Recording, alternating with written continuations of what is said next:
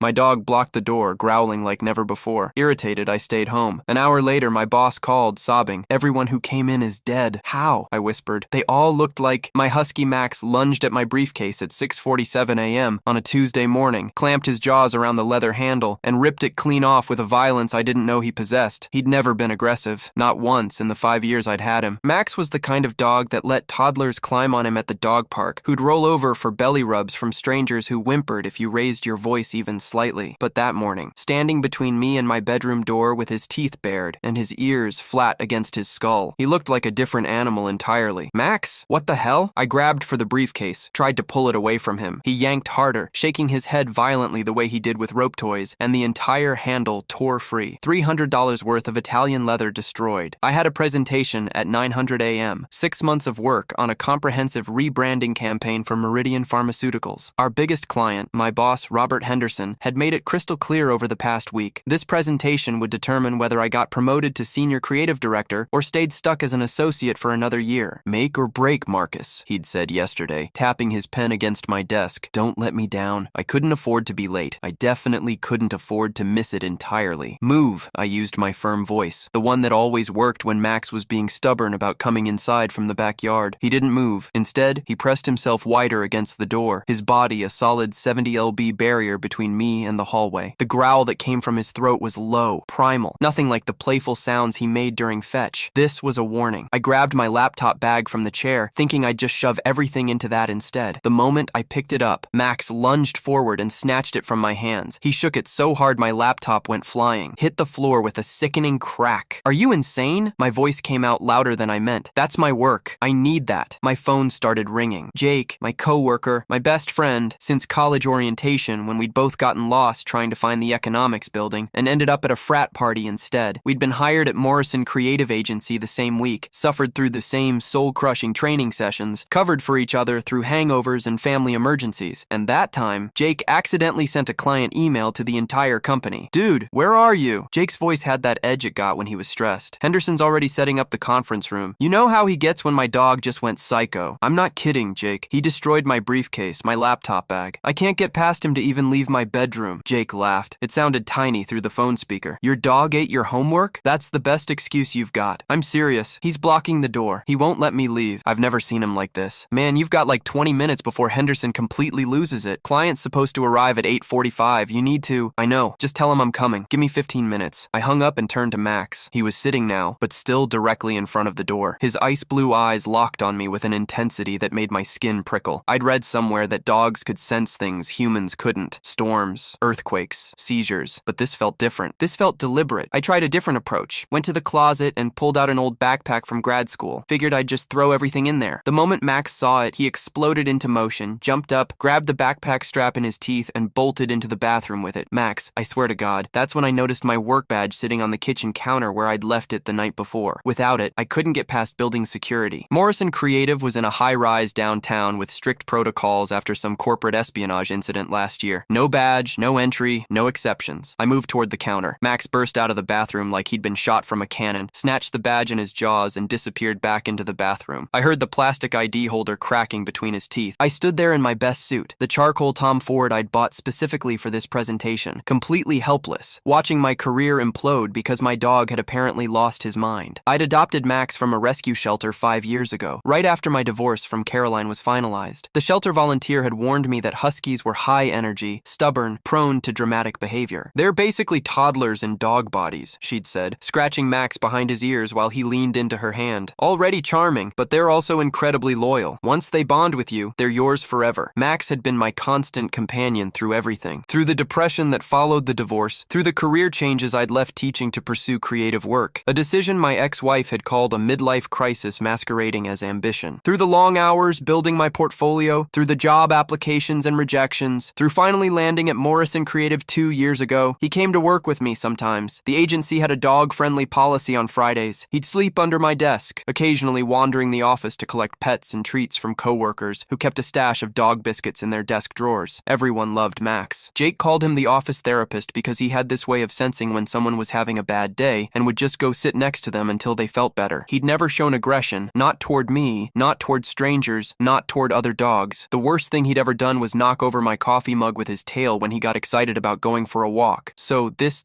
snarling, briefcase-destroying, badge-stealing behavior was completely alien. I looked at my phone. 7:34 a.m. The presentation started at 9 brine. I needed to leave now if I wanted to beat downtown traffic, get set up in the conference room, run through my slides one last time. But Max was still guarding that bathroom like it contained the crown jewels. I had no choice. I called Henderson. Robert, I'm really sorry, but I can't make it in. I'm sick. Food poisoning. I think it hit me hard this morning. The lie tasted bitter. I'd never called in sick for something important before. Never missed a deadline. Never bailed on a client meeting. Henderson's sigh came through the phone like a punctured tire. Marcus, this is really bad timing. The Meridian people are already in the car. I've got the entire executive team clearing their schedules for this. I know. I'm so sorry. I can't. At least that part was true. We'll have to reschedule. I'll tell them you have the flu or something. Try to push it to next week. His voice was tight with the kind of controlled anger that was somehow worse than yelling. Get better. Rest up. He hung up without saying goodbye. I stood there in my suit, my destroyed briefcase on the floor, my laptop probably cracked beyond repair, my work badge currently being used as a chew toy by my insane dog. I just torpedoed 6 months of work, possibly my entire career trajectory, because I couldn't physically leave my apartment. Max emerged from the bathroom, my badge still in his mouth, but no longer chewing on it. He walked over to me, dropped the badge at my feet, surprisingly gently, and then just sat there staring at me with those unsettling blue eyes. Are you happy now? I asked him. Are you satisfied? He didn't wag his tail, didn't pant or lick my hand or do any of the normal dog things, just sat watching, waiting. I picked up the badge. The plastic was cracked, but still intact. My photo and name visible through the teeth marks. I tossed it onto the couch and started peeling off my suit jacket. If I wasn't going to work, there was no point in wearing $600 worth of tailored wool. My phone rang again. 8:47 a.m. Henderson's name on the screen. I almost didn't answer. Figured he was calling to officially fire me, but something made me pick up. Don't come in. His voice was barely above a whisper, shaking so badly I almost couldn't understand him. Marcus, don't come in. Don't come anywhere near the building. My stomach dropped. What? Why? What happened? He couldn't finish the sentence. I heard him making sounds that might have been breathing or might have been sobbing. There's been an incident. What kind of incident? Robert, what's going on? A gas leak from the overnight construction on the 3rd floor. They were installing new ventilation systems. Something went wrong. The maintenance crew found another broken sound. Marcus, everyone who came to the morning meeting is dead. The world tilted. I sat down hard on the edge of my bed. What? Jake, Sarah, Tom, Rebecca, everyone from Creative, the Meridian clients, 17 people total, carbon monoxide from a faulty connection in the ventilation line. They think it started leaking around 6 Marn this morning before anyone arrived. By the time people started feeling symptoms during the meeting, it was too late. They said it looked like everyone just fell asleep, but they didn't wake up. The phone slipped from my hand, clattered onto the floor. I looked at Max. He was still sitting in the doorway, perfectly still. Those ice blue eyes fixed on me like he'd known all along exactly what he was doing. I didn't move for a long time. Couldn't process what Henderson had said. 17 people dead. Jake dead because of a gas leak I would have walked directly into if Max hadn't physically prevented me from leaving. My phone buzzed with incoming texts. I picked it up with shaking hands. Sarah's girlfriend. Have you heard from Sarah? She's not answering her phone. Tom's wife. Tom didn't come home for lunch. Do you know what's happening at the office? Jake's mom. Marcus, please call me. The police just came to my house. They won't tell me anything except there was an accident. Is Jake okay? Please tell me my son is okay. I couldn't answer any of them. Couldn't form words. Max walked over and put his head on my knee, not demanding attention, not playful, just present, solid, real. I put my hand on his head, felt the soft fur, the warmth. How did you know? I whispered. How the hell did you know? The news broke on television about an hour later. I sat on my couch watching the live coverage. Max pressed against my leg as reporters stood outside Morrison Creative's building, talking about the tragic workplace accident and ongoing investigation into safety protocol violations. The names started coming out around noon. Jake Montgomery, 29, creative associate. Sarah Chen, 31, senior copywriter. Tom Reeves, 44, art director. Rebecca Foster, 38, account manager. Jake's face appeared on the screen. His LinkedIn photo, the one where he was wearing that ridiculous bow tie he'd thought made him look sophisticated and approachable. I'd taken that photo for him in the office break room, made him pose 17 different ways until we got one he liked. My phone rang. Henderson again. Marcus. His voice sounded like it had aged 20 years. I just wanted to check on you, make sure you knew. The police might contact you for a statement since you were scheduled to be there. How are you alive? I asked. The question came out harsher than I meant. I was in my office making copies of the presentation materials. Different ventilation system. By the time I came down the hall, people were all ready. I tried to help, tried to wake them up, but they were all just... He broke off. The paramedic said if I'd been in that conference room 5 minutes longer, I'd be dead too. Jesus, why weren't you there, Marcus? And I want the real reason, not food poisoning. I looked at Max. My dog wouldn't let me leave my apartment. I know how that sounds, but he blocked the door, destroyed everything I needed to get to work. I thought thought he'd gone crazy. Silence on the other end. Then dogs can smell carbon monoxide. Did you know that? I just learned it from one of the paramedics. They use detection dogs for gas leaks sometimes. Their sense of smell is so sensitive they can detect it in concentrations humans can't even measure. Our building's ventilation system, I said slowly, understanding. It's connected to the whole complex. My apartment is in the same building as the office, just different floors. Your dog smelled it through the vents. Henderson said he knew. Somehow he knew that if you left your apartment and went to the office, you'd die. Detective Maria Santos came to my apartment that evening. She was in her mid-40s, wearing a blazer that had seen better days, carrying a notebook with pages bent at the corners. 15 years in homicide, now doing workplace fatality investigations. She introduced herself. I need to ask you about this morning. I told her everything. The destroyed briefcase, the stolen badge, Max's unusual aggression, how I'd called in sick because I physically couldn't leave. She wrote it all down, her expression neutral. And you've never experienced this behavior from your dog before? Never. He's the gentlest dog I've ever known. Mr. Chen, I'm going to be honest with you. This case is strange. The carbon monoxide leak was from a construction error. Someone connected the ventilation lines incorrectly during overnight work. But the timing is what bothers me. The leak started at approximately 5:47 a.m. Your first interaction with your dog exhibiting unusual behavior was at 6:47 a.m. According to your phone records showing when you called your coworker, that's exactly 1 hour after the leak began. I don't understand what you're saying. I'm saying your dog detected something an hour after it started before it reached concentrations that would register on standard carbon monoxide detectors. We checked your apartment. You don't have a CO detector, by the way. You should really install one. But even if you did, it wouldn't have alarmed yet. The levels in your apartment at that time were elevated, but not immediately dangerous. But your dog knew. He sensed something was wrong before any human or device would have detected it. She looked at Max, who was lying on his bed in the corner watching us. Dogs have about 220 million olfactory receptors. Humans have about 5 million. There are documented cases of dogs detecting gas leaks, alerting their owners to carbon monoxide poisoning, even sensing seizures or diabetic emergencies before they happen. But this is the first time I've seen a dog prevent someone from walking into a lethal exposure. So, he saved my life. He absolutely saved your life. If you'd gone to that office, you'd be dead. The forensic team said everyone in that conference room died between 8:52 and 9:04 a.m. You would have arrived right in that window. My hands started shaking. I clasped them together to make it stop. I know this is difficult, Detective Santos said, not unkindly, but I need you to understand how serious this is. The construction company, Hartwell and Sons, they're facing negligent homicide charges, 17 counts. The project manager who approved the faulty connection is going to prison. But we also need to understand how this happened, how the leak went undetected for so long. What about building management? Don't they have safety protocols? They do, and they failed. The overnight security guard was supposed to do a walk through every 2 hours. He didn't. He was watching Netflix in the security office. We have the footage. He's been fired and is facing charges as well. She closed her notebook. The building's management company is going to be sued into oblivion. Morrison Creative is already preparing a massive wrongful death lawsuit. She stood to leave, then paused. Mr. Chen, one more thing. The ventilation system in your apartment is connected to the same main system as the office. The levels in your apartment were high enough that if you'd stayed home all day, you might have gotten sick. Maybe severely sick, but probably not fatal. But the office conference room was directly above where the faulty connection was made. The concentration there was immediately lethal. After she left, I sat on the floor next to Max's bed. He lifted his head, and I scratched behind his ears the way he liked. You knew, I whispered. You smelled it in our apartment, and you knew if I went to work, I'd walk right into the worst of it. He licked my hand once, then put his head back down. Jake's funeral was on Saturday. His mother, Patricia Montgomery, was a woman I'd met dozens of times over the years. At Jake's birthday parties, at his graduation, once at Christmas when I didn't have anywhere else to go, and Jake insisted I come home with him. She'd always treated me like a second son. She looked hollow at the funeral, empty. Her husband held her up during the service, but I could see her legs shaking. I almost didn't approach her afterward. What do you say to someone whose child is dead, especially when you should have been dead too? When the only reason you're alive is a twist of fate and an intuitive dog. But she found me first, grabbed my hand after the graveside service, her grip surprisingly strong. I heard about your dog, she said. Her voice was rough, scraped raw from crying. Jake's girlfriend told me about how Max wouldn't let you leave. Mrs. Montgomery, I'm so sorry. I should have been there. If I'd been there, maybe I could have stopped. She squeezed my hand harder. Don't you dare feel guilty for being alive. Jake would have hated that. You know what he would have said? He would have said this was the most Jake thing ever. His best friend missing death because of a crazy dog story. She pulled me into a hug and I felt her shaking. You're alive, she whispered. That matters. That means something. Promise me you'll remember that. I promise. The investigation took 3 months. By the end, 15 people and 2 companies had been charged with various crimes, ranging from negligent homicide to criminal negligence to falsifying safety records. The construction project manager David Hartwell got 11 years in prison. The overnight overnight security guard, Marcus Webb, which made every news article weird to read given my name, got 3 years. The building management company, Prestige Property Group, was sued for $340 million by the victims' families and folded entirely. Morrison Creative never reopened. Henderson tried to salvage it, tried to move to a different location, but nobody wanted to work there anymore. The company was synonymous with death. He sold the client list to a competitor and retired early. I couldn't go back to creative work. Every time I tried to work on a campaign, tried to think about branding and messaging and target demographics, I'd see Jake's face, hear Sarah's laugh, remember Tom showing me photos of his kids, but I couldn't just do nothing. I'd been researching for 2 weeks when I found Dr. Rebecca Walsh, a veterinary behaviorist who'd published several papers on canine detection abilities. She worked at UC Davis, ran a program training service dogs for medical alert tasks. Dogs detecting gas leaks isn't new, she told me over Zoom, her office wall covered in photos of dogs in training vests. But what your dog did, that level of insistence, that understanding that the danger wasn't immediate, but would be if you left, that's remarkable. That's reasoning. That's communication. Can other dogs do this? Can they be trained to do this? Potentially. Dogs are already used for detecting explosives, drugs, accelerants, and arson investigations. Some are trained to detect certain cancers, to alert to oncoming seizures or diabetic emergencies. Gas leak detection is less common, but absolutely possible, especially in commercial settings where leaks could be catastrophic. What if I wanted to start a company training dogs specifically for gas detection in office buildings? She leaned forward, interested now. That would be innovative. Most commercial buildings rely on electronic detectors, but those have limitations. They can malfunction, run out of battery, get covered in dust. A trained dog, especially one that bonds with the building security team, could be a valuable additional layer of safety. Would you help me consult on the training protocols? I'd love to. K9. Guard Solutions launched 7 months after the Morrison Creative tragedy. I used most of my savings and a small business loan. Dr. Walsh helped design the training program. We started with rescue dogs. Most of them, like Max, were considered difficult or high energy or unsuitable for typical adoption. Turns out those traits made them perfect for detection work. Our first client was a tech startup in San Jose that had recently moved into an old building with questionable infrastructure. They hired us as much for the PR. Innovative company uses cutting-edge safety technology as for actual safety concerns. But then it happened. Zeus, a German shepherd we'd trained for 3 months, started alerting at 4:23 a.m. during a night security shift, barking at a specific wall panel, refusing to move. The security guard initially thought Zeus was malfunctioning. That's actually the term he used, like Zeus was a robot, but he called the emergency number we'd provided. We contacted the gas company. They sent a crew within an hour. They found a hairline fracture and a natural gas line inside the wall. Not leaking yet, but close. Another few days of pressure changes, of building temperature fluctuations, and it would have ruptured. The building had over 200 people working there daily. Zeus had prevented another Morrison Creative. After that, we couldn't train dogs fast enough. Companies lined up. Building management firms added us to their standard safety protocols. We expanded to Los Angeles, Seattle, Phoenix, Denver. Max came to every installation, every training session. Officially, he was our quality control specialist. Unofficially, he was our proof of concept, the dog that had started it all. 3 years after the incident, I got a call from Patricia Montgomery. "I wanted you to know," she said, "that we're using the settlement money from the lawsuit to start a foundation, the Jake Montgomery Workplace Safety Foundation. We're going to fund research into better detection systems, lobby for stricter safety regulations, provide support for families affected by workplace accidents." That's wonderful. Mrs. Montgomery and I wanted to ask if Canine Guard Solutions would be interested in partnering with us, maybe provide trained dogs to buildings that can't afford them otherwise. Schools, community centers, nonprofit offices. Yes, absolutely. Yes, Jake would have loved this, she said softly. He would have thought it was ridiculous and perfect that his death led to an army of safety dogs. You know, he always wanted a dog, but his apartment didn't allow them. I didn't know that. There were probably 1,000 things I didn't know about Jake. Would never get to learn now. We'll make sure his name is on every dog we donate. I told her every single one. Last month, we caught our 43rd gas leak before it became a catastrophe. A golden retriever named Luna alerted to a faulty connection in a hospital's maintenance area at 2:17 a.m. The hospital maintenance chief initially didn't believe it. The electronic sensors showed nothing wrong, but they checked anyway, found the leak, fixed it before the morning shift started, before hundreds of patients and staff could have been exposed. Luna's handler sent me a photo. She was wearing a vest that said Canine Guard Solutions, Jake Montgomery Memorial Program. I keep that photo on my office wall right next to the destroyed briefcase from that Tuesday morning 5 years ago. The leather is still torn, the teeth marks still visible, the handle completely separated from the bag. Sometimes clients ask about it. Why do you keep a destroyed briefcase? Because that's the briefcase my dog attacked to prevent me from going to work the day 17 people died from carbon monoxide poisoning. That's the briefcase that saved my life. They usually go quiet after that. Then they sign the contract. Max is 9 now. He's slower than he used to be, sleeps more, doesn't come to every installation anymore, but he's still the gentlest dog I've ever known. Still lets kids pull his tail at the park. Still whimpers if I raise my voice. But sometimes in the middle of the night, I'll wake up and find him sitting by my bedroom door, just sitting, watching, like he's still on guard, still protecting me from invisible threats I can't sense. It's okay, buddy. I'll tell him. We're safe. I'm safe. He'll wag his tail once, then come back to bed. I've learned to trust that instinct, that vigilance, because 5 years ago, my dog's bizarre, destructive behavior seemed like the worst possible thing that could happen to my career, my life, my future. Turns out, it was the greatest gift I could have received. Jake's mom was right. He would have thought this whole thing was ridiculous. The most Jake story ever, surviving death because your dog wouldn't let you leave for work. But I know what Jake would say if he could see K9 Guard Solutions now. See the 43 leaks we've caught. See the lives we've saved. See, man, I told you that you'd figure out what you were meant to do. Just took a crazy dog to show you. I keep that destroyed briefcase in my office as a reminder. Sometimes the biggest inconvenience is the greatest gift. Sometimes the thing that seems like disaster is actually salvation. Sometimes you should trust your dog when he refuses to let you walk toward death, even if it costs you everything you thought you wanted. And mostly, I keep it to remember that 17 people died so I could learn what my life was supposed to be about. That's not survivor's guilt. Dr. Walsh says I should stop calling it that. It's survivor's responsibility. They died. I didn't. Max made sure of that. So now I make sure other dogs can do for other people what Max did for me. That's what the briefcase means. That's what Max's teeth marks represent. It's not destruction. It's salvation. And every single day I'm grateful my dog knew something I didn't. That sometimes staying home saves your life. And sometimes the greatest act of love is preventing someone from walking toward death, even when they don't understand why. Always trust your dog. Always.